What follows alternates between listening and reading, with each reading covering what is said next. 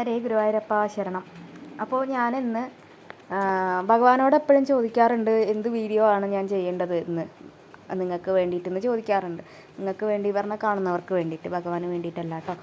അപ്പോൾ ഭഗവാൻ ഓരോന്ന് എനിക്ക് കാണിച്ചു കൊണ്ടുവന്ന് തരും. അപ്പോൾ ഇന്ന് ഞാൻ നോക്കിയിട്ട് ഭഗവാന്റെ കാര്യങ്ങളൊന്നും എനിക്ക് കിട്ടുന്നില്ല. പെട്ടെന്നാണ് എനിക്ക് കൽപ്പാത്തി തേരിനെ പറ്റി ഓർമ്മ വന്നത്. പാലക്കാട്ടുകാരിയായ കൽപ്പാത്തിയിൽ കളിച്ച് വളർന്ന എനിക്ക് കൽപ്പാത്തി തേരിനെ പറ്റി ഞാൻ പറഞ്ഞില്ലെങ്കിൽ അതുകൊണ്ടായിരിക്കും ഭഗവാൻ എനിക്ക് കൂടുതൽ കാര്യങ്ങളൊന്നും എന്നിലേക്ക് ഇന്ന് ഭഗവാന്റെ കാര്യങ്ങളല്ല, കൽപ്പാത്തി രഥോത്സവത്തിനെ പറ്റി പറയുമെന്നായിരിക്കും ഇന്ന് ഭഗവാൻ പറഞ്ഞിട്ടുണ്ടാവുക. അപ്പോൾ അതുകൊണ്ട് കൽപ്പാത്തി തേരിൻ്റെ വിശേഷങ്ങളാണ് ഞാൻ നിങ്ങൾക്ക് പറഞ്ഞു തരാനായിട്ട് പോകുന്നത്.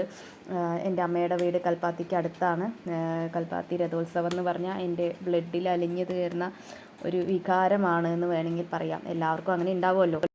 കൽപ്പാത്തി തേരിനെ പറ്റി എത്ര പറഞ്ഞാലും എനിക്ക് മതിയാവില്ല. അത്രയും അനുഭവങ്ങൾ ഉണ്ടായിട്ടുണ്ട്. എൻ്റെ ലൈഫുമായിട്ട് ബന്ധപ്പെട്ട ഒരുപാട് കാര്യങ്ങളും കൽപ്പാത്തി തേരുമായിട്ട് ഉണ്ടായിട്ടുണ്ട്. ഞങ്ങൾ തേരുന്നാണ് പറയുക, നിങ്ങൾ രഥോത്സവം എന്നൊക്കെ പറയും. അപ്പോൾ ആദ്യം അതിൻ്റെ ഐതിഹ്യങ്ങളൊക്കെ നോക്കാം. അത് നോക്കിയതിന് ശേഷം പോരെ നമ്മുടെ സാധാരണ എൻ്റെ വാചകടി അത് കഴിഞ്ഞിട്ട് പോലെ. പാലക്കാട് ജില്ലയിലെ, കേരളത്തിലെ പാലക്കാട് ജില്ലയിലെ കൽപ്പാത്തി ഗ്രാമത്തിലെ ക്ഷേത്രത്തിൽ എല്ലാ വർഷവും നടക്കുന്ന ഒരു ദേശീയ ഉത്സവമാണ്, പ്രസിദ്ധമായ ഉത്സവമാണ് കൽപ്പാത്തി രഥോത്സവം. ശ്രീ വിശാലാക്ഷി സമേത വിശ്വനാഥ സ്വാമി ക്ഷേത്രത്തിലാണ് രഥോത്സവം നടത്തുന്നത്. ഈ ക്ഷേത്രത്തിലെ പ്രധാന പ്രതിഷ്ഠകൾ പരബ്രഹ്മമൂർത്തിയായ കാശി വിശ്വനാഥനും, അതായത് കാശിയിൽ പാതി കൽപ്പാത്തി എന്നാണ് പറയുക, ഭഗവാന്റെ പത്നിയായ ആദിപരാശക്തിയും, അത് വിശാലാക്ഷി ദേവിയാണ് അവിടെ കുടികൊള്ളുന്നത്. കൂടാതെ ശ്രീ ലക്ഷ്മി നാരായണ പെരുമാൾ അഥവാ മഹാവിഷ്ണുവും, മന്ദക്കര ഗണപതി, ശാസ്തപുരത്തിലെ ചാത്തപുരം എന്ന് പറയും, അവിടെ ശാസ്താവ് തുടങ്ങിയ ഗ്രാമത്തിലെ മറ്റനേക ക്ഷേത്രമൂർത്തികളും ഈ രഥോത്സവത്തിൽ പങ്കെടുക്കാറുണ്ട്. അപ്പോൾ ഇങ്ങനെയാണ് ക്ഷേത്രം. അതായത് അഗ്രഹാരം എന്ന് പറഞ്ഞാൽ, അഗ്രഹാരത്തിൻ്റെ അർത്ഥം അറിയാത്തവർ കുറേ പേര് ഇങ്ങനെ പല വീഡിയോസിലും ഞാൻ കണ്ടിട്ടുണ്ട്. ഈ കൽപ്പാത്തി തെരുവ്, പിന്നെന്താ ബ്രാഹ്മണ കോളനി, ഇങ്ങനെയൊന്നും പറയരുത് കേട്ടോ ദയവേത്. ഞാൻ എന്നിട്ട് അതിൻ്റെ താഴെ പോയി കമൻ്റ് ഇടുമ്പോൾ അവർ പറയും അങ്ങനെ പറഞ്ഞാൽ എന്താ കുഴപ്പം, എന്തിനങ്ങനെയൊക്കെ പറയണം. അത് പറയുന്നത് കൊണ്ട് കുഴപ്പമൊന്നുമില്ല. പക്ഷെ അഗ്രഹാരം എന്ന് പറയുന്നതിന് അതിന് അത്രയും ഒരു നല്ലൊരു ഡിവൈനിറ്റി ഉണ്ട്. അഗ്രഹാരം എന്ന് പറഞ്ഞാൽ അഗ്രം പറഞ്ഞാൽ അറ്റം, അറ്റത്ത് ഹാരം, അതായത് വീടുകളുടെ അറ്റം. അഗ്രം പറഞ്ഞാൽ വീടുകൾ. ഇങ്ങനെ നിങ്ങൾക്ക് അറിയാം, അഗ്രഹാരം കണ്ടിട്ടുണ്ടാവുമല്ലോ, അടുപ്പിച്ച് വീടുകളായിരിക്കും. ബ്രാഹ്മിൻസ് ആണ് അവർ താമസിക്കുന്നത്. തമിഴ് ബ്രാഹ്മിൻസ് ആണ് കൂടുതലായിട്ടും കൽപ്പാത്തിയിലുള്ളത്. അയ്യങ്കാർ അല്ലെങ്കിൽ അയ്യർ ഒക്കെയാണ് കൂടുതലായിട്ടുള്ളത്. അതിൻ്റെ അറ്റത്ത് ഒരു അമ്പലം. അപ്പോൾ അതാണ് അഗ്രഹാരം. ഹാരത്തിലെ ഒരു ലോക്കറ്റ്, പെൻഡൻ്റ് ആയിട്ടാണ് ഈ അമ്പലം സ്ഥിതി ചെയ്യുന്നത്. അതിൻ്റെ ചുറ്റും ഈ നെക്ലസിൻ്റെ മുത്തുകൾ പോലെയാണ് ഈ വീടുകളുള്ളത്. അതുകൊണ്ടാണ് ഇതിനെ അഗ്രഹാരം എന്ന് പറയുന്നത്. ഇനി അറിയാത്തവർ ഇതറിഞ്ഞോളുക. ഇനിയെങ്കിലും നിങ്ങൾ അങ്ങനെ ഇടുന്നത് ഒഴിവാക്കാൻ ശ്രമിക്കുക. നമുക്കത് കേൾക്കുമ്പോൾ അതൊരു വിഷമം തോന്നും. ഓക്കെ, കൽപ്പാത്തി രഥോത്സവത്തിൻ്റെ മറ്റു കാര്യങ്ങൾ. കൽപ്പാത്തി രഥോത്സവം എല്ലാ വർഷവും നടത്തുന്ന 10 ദിവസത്തെ രഥോത്സവം ആണ്. നവംബർ മാസത്തിലാണ്, അതായത് മലയാള മാസത്തിൽ തുലാം 28, 29, 30 നടക്കുക. കേരളത്തിലെ ഏറ്റവും ആകർഷകമായ ഉത്സവങ്ങളിൽ ഒന്നായി ഇത് പാലക്കാടിൻ്റെ സാംസ്കാരിക ആഘോഷം കൂടിയാണ്. വേദപാരായണവും സാംസ്കാരിക പരിപാടികളും ഈ ഉത്സവത്തിൻ്റെ ആദ്യത്തെ 4 ദിവസം ക്ഷേത്രത്തിൽ നടന്നത്. ദേശീയ സംഗീതോത്സവമൊക്കെ നടക്കുന്നുണ്ട്, നിങ്ങൾക്ക് അന്വേഷിച്ചാൽ അറിയുമായിരിക്കും. ക്ഷേത്രത്തിന് 700 വർഷത്തോളം പഴക്കമുണ്ട്. അവസാനത്തെ 3 ദിവസമാണ് ഭഗവത് പ്രതിഷ്ഠയോടുകൂടി അലങ്കരിച്ച ദേവരഥം തെരുവുകളിലൂടെ ക്ഷേത്രത്തിലേക്ക് വലിക്കുവാനായി ആയിരക്കണക്കിന് ഭക്തജനങ്ങൾ എത്തുന്നത്, നഗരവീഥികളിലൂടെ, അതായത് ഗ്രാമത്തിലൂടെ എത്തുന്നത്. ഓക്കെ, അപ്പോൾ ഇതിൽ പറയുന്ന പ്രകാരം രഥം വലിക്കുന്നത് ആരാണ്? സ്ത്രീകളാണ് രഥം വലിക്കുക. ദേവരഥങ്ങളാണ്, ദേവരഥ സംഗമം എന്നൊക്കെയാണ് പറയുക. അപ്പോൾ 3-ാമത്തെ ദിവസമാണ് ദേവരഥ സംഗമം നിൽക്കുക. 6 തേരുകൾ, അതായത് 5 വലിയ തേരും 6ാമതൊരു കുഞ്ഞി തേരും കൂടി, അങ്ങനെ 6 തേരുകളായിട്ടാണ് ഉള്ളത്. അപ്പോൾ ഓരോ ഭാഗത്ത്, ഓരോ ഗ്രാമത്തിലൂടെയും ഓരോ തേരുകൾ ഇങ്ങനെ ഒഴുകി വന്ന് ദേവന്മാർ അതിലുണ്ടാവും. പിന്നെ ഈ ആദ്യത്തെ ദിവസങ്ങളിൽ ഗരുഡവാഹനം, അജവാഹനം, അങ്ങനെ ഓരോ വാഹനങ്ങളുണ്ട്. മൂഷിക വാഹനം, ഹനുമാൻ വാഹനം എന്നൊക്കെ പറഞ്ഞ് ഓരോരോ വാഹനങ്ങൾ വൈകുന്നേരങ്ങളിൽ എഴുന്നള്ളിച്ചിട്ട് അവിടെ ഗ്രാമത്തിലൂടെ ഊരുവലം വയ്ക്കുന്നതൊക്കെ ഉണ്ട് കേട്ടോ. അങ്ങനെയൊക്കെ ഈ 10 ദിവസം കൊടിയേറി കഴിഞ്ഞ ദിവസങ്ങളിൽ ഉണ്ടാവാറുണ്ട്. പുരാതനമായ ഈ ക്ഷേത്രം നിലാനദിയിൽ യുടെ തീരത്തായ അതായത് ഭാരതപ്പുഴ എന്ന് പറയും, കൽപ്പാത്തി പുഴയുടെ തീരത്താണ്. അവിടെ ഈ ഭാരതപ്പുഴയുടെ പേര് കൽപ്പാത്തിപ്പുഴ എന്നാണ്. ഞങ്ങൾ ഒരുപാട് ഞാൻ പറഞ്ഞാൽ എനിക്കതൊരു ഇമോഷണലായി പോവും.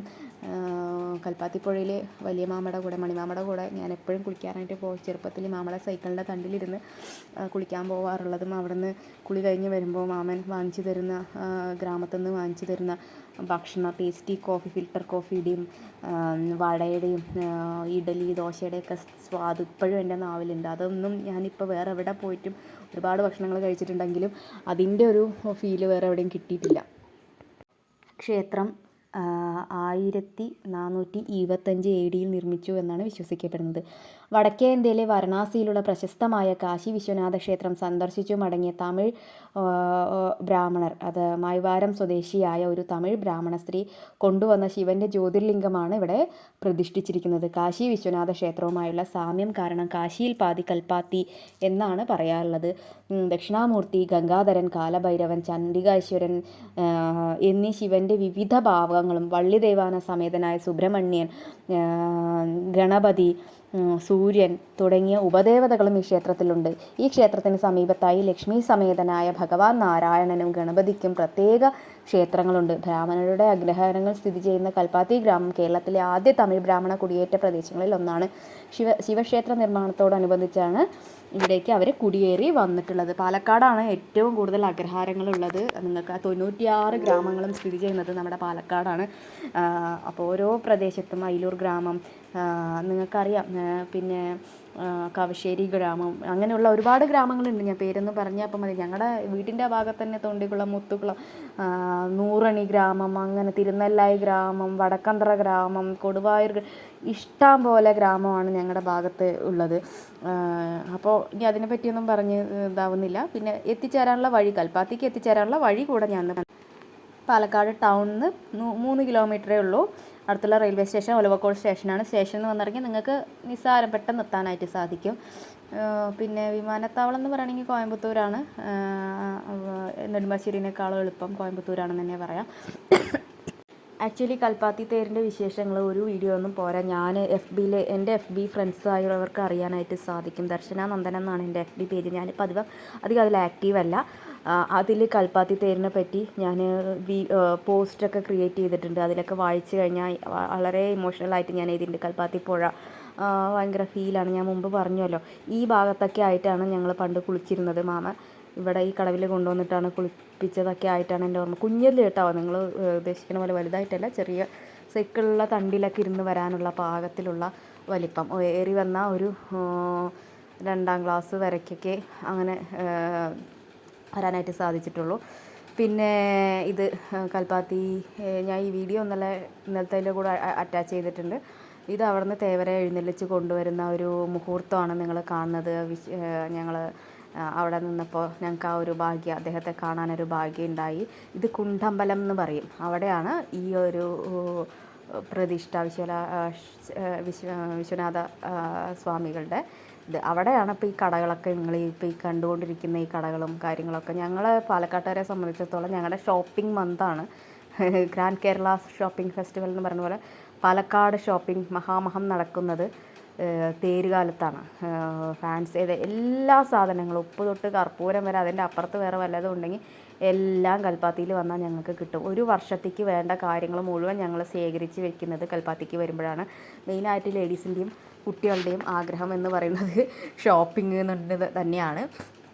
അതാണുങ്ങൾക്ക് അത്ര സുഖമുള്ള കാര്യമല്ല. എന്നിരുന്നാലും അമ്മയൊക്കെ കത്തി, അങ്ങനത്തെ സാധനങ്ങൾ, കൽച്ചട്ടി, കാർത്തിക ദീപം അല്ലേ, ഇത് കഴിഞ്ഞ ഉടനെ വരുന്നത് കാർത്തിക വിളക്കാണ്. അപ്പോൾ അതിന് വേണ്ട കാർത്തിക ദീപം, അതായത് തകഴി എന്ന് പറയും, മൺചെരാത് എന്നൊക്കെ പറയില്ലേ, അത്, അങ്ങനെയുള്ള സാധനങ്ങൾ മുതൽ എല്ലാ സാധനങ്ങളും, each and every one, flowers, വീട് ഡെക്കറേറ്റ് ചെയ്യാനുള്ള സാധനങ്ങൾ, അങ്ങനെ കിച്ചൺ സെറ്റ്സ് ആണെങ്കിൽ അങ്ങനെ, ക്ലോത്ത്സ് ഉണ്ടാവും, ഫാൻസി, നമ്മളെ പോലുള്ള ആൾക്കാർക്ക് ഫാൻസിയാണ്. ഇതൊക്കെ കണ്ടോ, എങ്ങനെയാണ് ഇതിന്ന് എന്താ വാങ്ങേണ്ടതെന്നൊരു നിശ്ചയമില്ലാത്തൊരവസ്ഥയാണ്. അങ്ങനെയാണ് ഇവിടുത്തെ ഷോപ്പിംഗ് സെൻറ്ററുകൾ ഉണ്ടാവുക. വില പേശിയിട്ട് വാങ്ങാൻ അറിയുന്നവർക്ക് ഏറ്റവും നല്ലതാണ്. ഇപ്പോഴൊന്നും അങ്ങനെ വില പേശലൊന്നും ഇവിടെ നടക്കുന്നില്ല. പണ്ടൊക്കെ അങ്ങനെ വില പേശിയിട്ടൊക്കെയാണ് വാങ്ങലുണ്ടായിരുന്നത്. ഇപ്പോൾ റെഡി ക്യാഷും ഗൂഗിൾ പേയും കാര്യങ്ങളൊക്കെയാണല്ലോ. ഏത് എടുക്കണം എന്നുള്ള കൺഫ്യൂഷനിലാണ്. ഇവിടെ വന്നാൽ ഉണ്ടാവുള്ളൂ. എല്ലാ കമ്മലുകളുടെയൊക്കെ കളക്ഷൻ നിങ്ങൾ കാണണം. വന്നു കഴിഞ്ഞാൽ ആ ഒരു ഇതങ്ങനെ എടുത്തിട്ട് അങ്ങോട്ട് പോകാൻ തോന്നും. എനിക്കൊരു കാലത്ത് കമ്മലിൻ്റെ ഭയങ്കര ഒരു ക്രൈസ് ഉണ്ടായിരുന്നതാണ്. അപ്പം ഞാൻ അതിനെയൊക്കെ കുറച്ച് കൊണ്ടുവരാനായിട്ട് ശ്രമിച്ചിരിക്കുന്നത്. നമ്മളിങ്ങനെ സ്പിരിച്വാലിറ്റി ആയിട്ട് ബന്ധപ്പെടുമ്പോൾ കുറേ കാര്യങ്ങളിലുള്ള ക്രൈസ്, ഇപ്പോൾ ഈ നേരത്തെ ഫുഡ് ക്രൈസൊക്കെ ഭയങ്കരമായിട്ട് ഉണ്ടായിരുന്നതാണ്, ഡ്രസ്സ് ക്രൈസ് ഉണ്ടായിരുന്നത്. അതൊന്നും ഇപ്പോൾ ഇല്ല കേട്ടോ. എല്ലാ ആവശ്യത്തിന് എന്നുള്ളൊരു ലെവലിലേക്ക് എത്തിയിരിക്കും. നേരത്തെ സ്വഭാവമാണെങ്കിൽ എൻ്റെ ആ ഒരു സ്വഭാവമാണെങ്കിൽ ഇതിന്നിപ്പോൾ എന്തൊക്കെ എടുത്തിട്ടുണ്ടാവും എന്ന് എനിക്ക് യാതൊരു ഇതുമില്ല. എന്നിട്ട് ഞാൻ ആലോചിക്കും, ഇത് ഞാൻ തന്നെ അല്ലേ, എന്താ അതൊക്കെ കണ്ടിട്ട് ഞാൻ വാങ്ങാണ്ട് ഇങ്ങനെ നിൽക്കണമെന്ന് ഞാൻ എന്നെ തന്നെ ചോദിച്ചുകൊണ്ടിരിക്കുകയാണ്. അപ്പോൾ ഇങ്ങനെയൊക്കെയാണ് കാര്യങ്ങൾ. ഇവിടെ വന്ന് 15 ദിവസത്തോളം ഷോപ്പിംഗ് ഉണ്ടാവും. ഷോപ്പുകൾ ഉണ്ടാവും. തേര് കഴിഞ്ഞാലും ബാക്കി ദിവസങ്ങളിൽ ഷോപ്പുകളുണ്ടാവും. അപ്പം നിങ്ങൾക്ക് വേണമെങ്കിൽ പർച്ചേസ് ചെയ്യണമെങ്കിൽ നല്ല രീതിയിൽ സാധനങ്ങൾ റിഡക്ഷനിലൊക്കെ കിട്ടും കേട്ടോ. നല്ല ഓഫറിൽ കിട്ടാനുള്ള സാധ്യതയുണ്ട്. വരികയാണെങ്കിൽ വന്ന് വാങ്ങിക്കുക. പിന്നെ നല്ല സാധാരണ ഫാൻസി സെൻറ്ററിൽ കിട്ടുന്നതിനേക്കാളും വില കുറവിൽ തന്നെ സാധനങ്ങളൊക്കെ കിട്ടും. നിങ്ങൾ ചൂസ് ചെയ്ത് തിരഞ്ഞെടുത്ത് വാങ്ങാനുള്ള കഴിവ് നിങ്ങളുടെയാണ്. അപ്പോൾ ഇതൊക്കെയാണ്. ഉണ്ണിമായയാണ് കമ്മൽ നോക്കിക്കൊണ്ടിരിക്കുന്നത്. അവർക്കൊന്നും എവിടെ പോയി എടുക്കണം എന്നൊരു കൺഫ്യൂഷൻ. ഓരോരോ കമ്മലിൻ്റെ സെറ്റിൽ പോകുമ്പോൾ അവരിങ്ങനെ നോക്കി അവർക്കാകെ കൺഫ്യൂഷനായിട്ട് അങ്ങനെ ഒരു അവസ്ഥയായിരുന്നു. കണ്ട സ്റ്റഡ് മുതലുള്ള സാധനങ്ങൾ എല്ലാം ഉണ്ട്. ഏത് തരത്തിൽ ഹാങ്ങിങ് വേണോ, ചിമിക്കൻ കമ്മൽ വേണോ, എല്ലാം ഉണ്ട്. ഇതാണ് കിച്ചൺ സെറ്റ്. ഇത് ഞാൻ കുറച്ചേ ഉള്ളൂ. ഞങ്ങൾ പോയ സമയത്ത് കുറച്ചേ ഉണ്ടായിരുന്നുള്ളൂ ഷോപ്പുകൾ. ഇനിയൊക്കെ വന്നിട്ടുണ്ടാവും. ഈശ്വരൻ സഹായിച്ച് നാളെ പോകണമെന്ന് വിചാരിക്കുന്നുണ്ട്. അപ്പോൾ പോവുകയാണെങ്കിൽ കുറച്ചും കൂടെ വീഡിയോസ് ഞാൻ അറ്റാച്ച് ചെയ്തിട്ട് നാളെ മറ്റന്നാളത്തെ വീഡിയോയിൽ, ഇത് മന്ദക്കര ഗണപതിയാണ്, മന്ദക്കര ഗണപതി ക്ഷേത്രമാണ്, കാണാനായിട്ട് സാധിക്കട്ടെ എന്ന് ഭഗവാന്റെ അനുഗ്രഹത്തിൽ വിചാരിക്കുന്നു. അപ്പോൾ ഇന്നത്തെ വിശേഷങ്ങൾ ഇവിടെ വൈൻഡപ്പ് ചെയ്യുകയാണ്. വീഡിയോ ഇഷ്ടമായെങ്കിൽ ഷെയർ ചെയ്യുക, സബ്സ്ക്രൈബ് ചെയ്യുക. Thank you. ഭഗവാന്റെ നാമത്തിൽ ഹരേ കൃഷ്ണ.